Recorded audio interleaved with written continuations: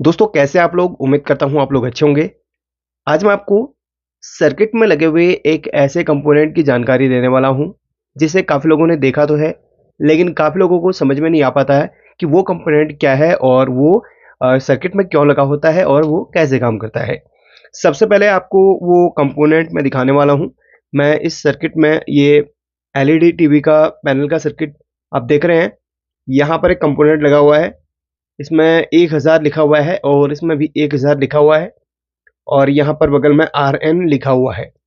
वैसे एक और सर्किट मैं आपको दिखाना चाहूँगा, ये डिजिटल स्पीडोमीटर का एक सर्किट है या डिजिटल इंस्ट्रूमेंट क्लस्टर का एक सर्किट है। इसमें भी आप देख रहे होंगे, ये कंपोनेंट लगा हुआ है 102 और 333 इसमें कोडिंग है, ये यानी कि 333 इसकी कोडिंग है।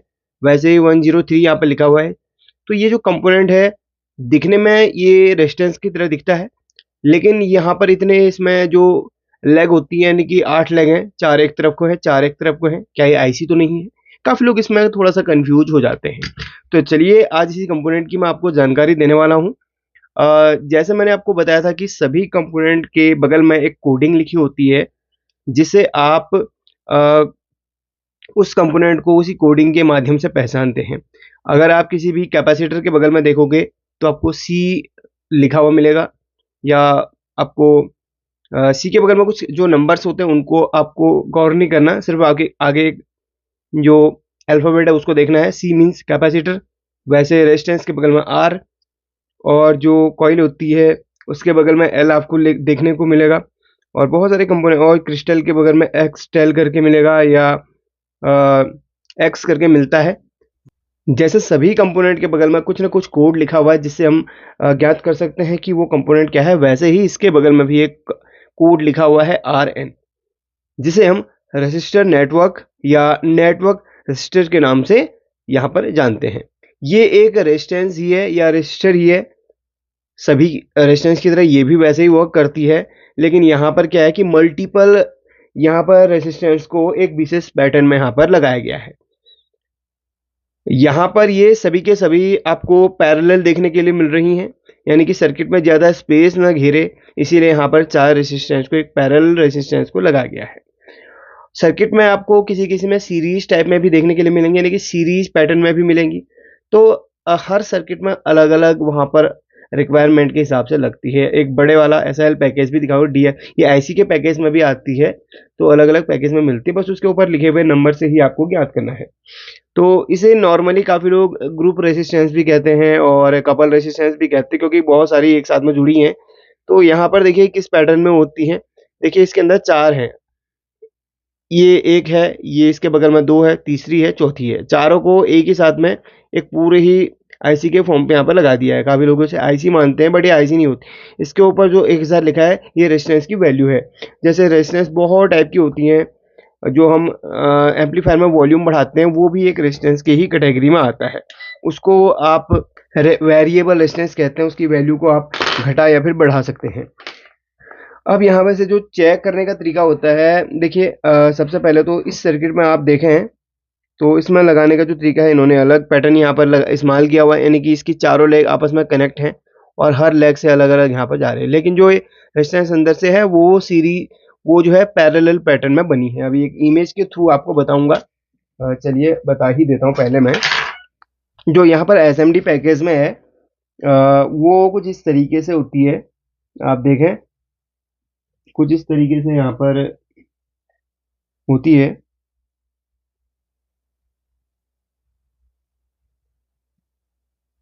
ये देखिए, इसके अंदर 4 रेजिस्टेंस आपको देखने के लिए मिलेंगी और जो वैल्यू लिखी है सभी की सेम होगी।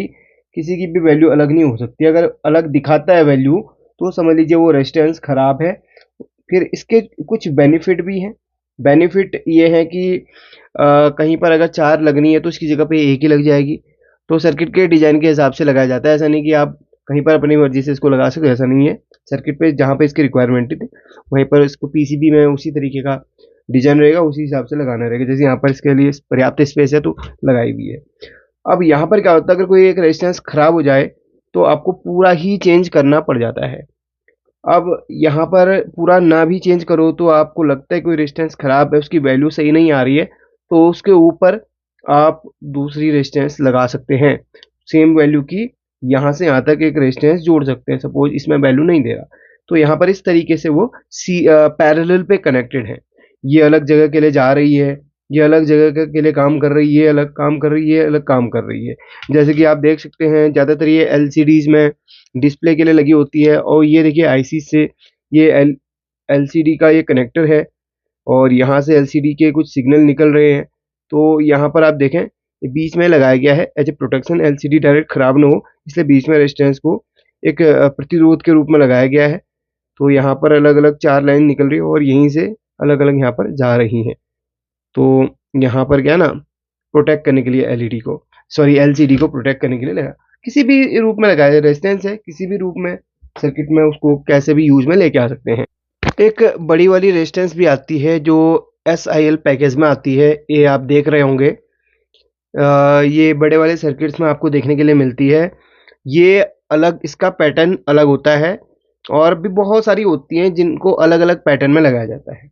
एसएमडी का मैंने आपको पैटर्न बता दिया है, ये पैरेलल पे लगी हुई हैं। और जो SIL है वो किस पैटर्न पे होती हैं, जो मैंने आपको इमेज दिखाई थी वो किस पैटर्न पे होती है, वो मैं आपको पहले दिखा देता हूँ।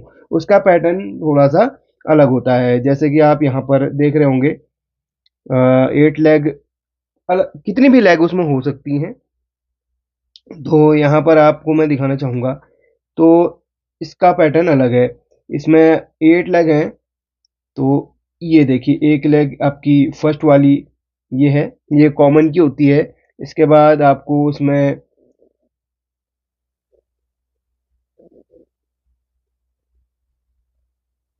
ये देखिए इस तरीके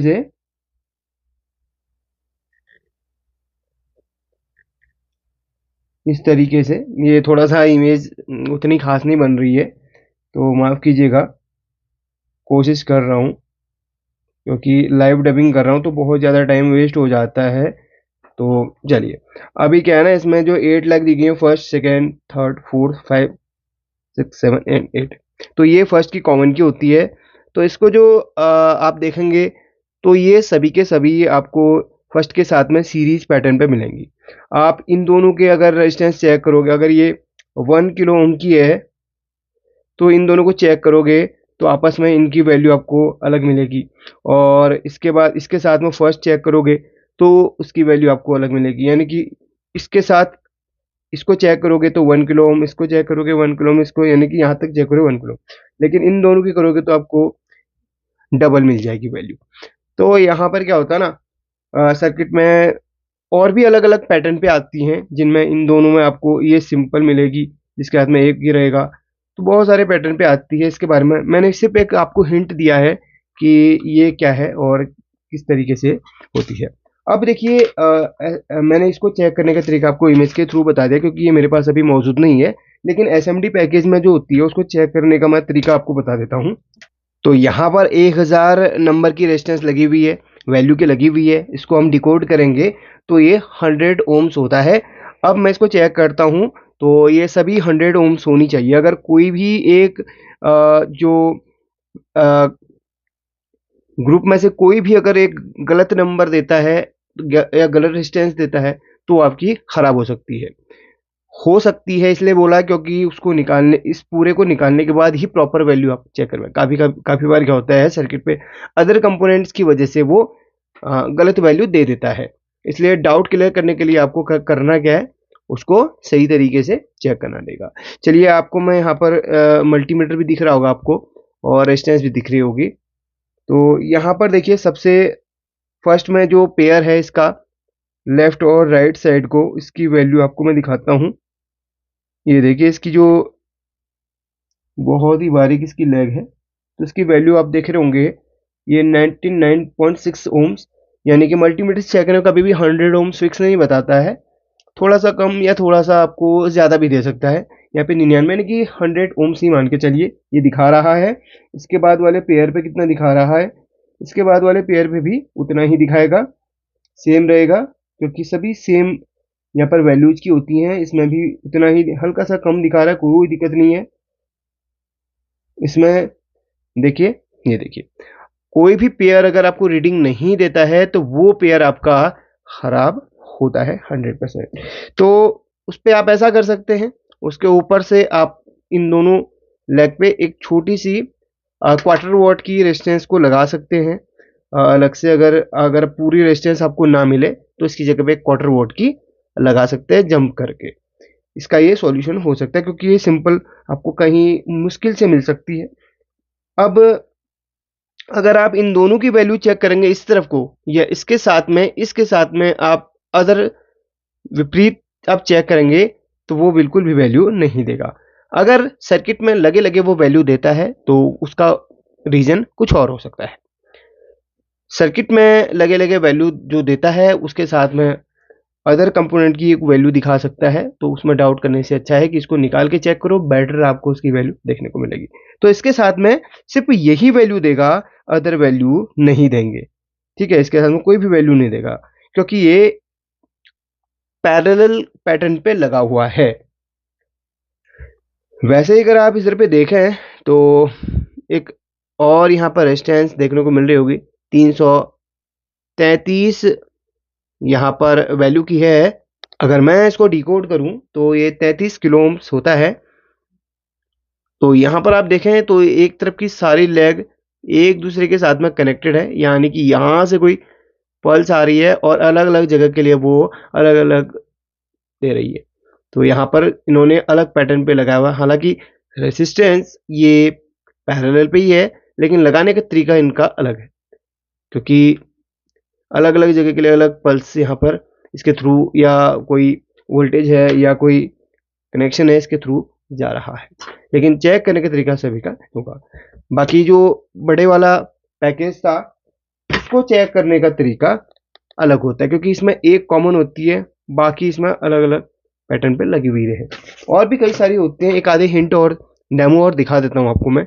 अगर आप इसमें देखें तो इसमें अलग पैटर्न पे लगा हुआ है होने के लिए इसमें 6 लेग हैं, तो 5 और 6 का आपस में रेजिस्टेंस दिखा रहा है, 4 और 3 का आपस में दिखा, 2 और 1 का आपस में दिखा रहा है।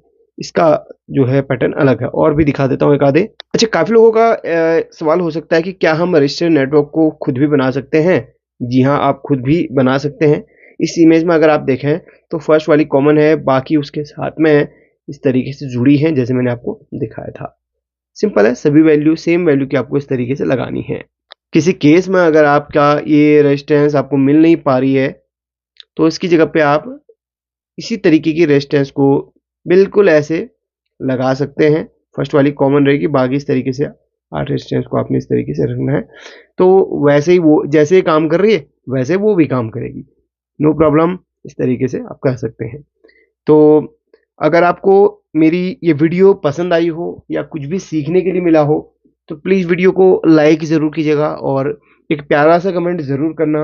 अभी बहुत सारे वीडियोस मैं लेके आऊँगा आपके लिए जिसमें कुछ यूनिक सी चीज़ें आपको दिखाऊंगा, यूनिक से कंपोनेंट आपको दिखाऊंगा और बहुत सारी चीज़ें आपको यहाँ पर देखकर सीखने को भी मिल सकता है। थैंक यू वीडियो देखने के लिए, कुछ सीखने के लिए।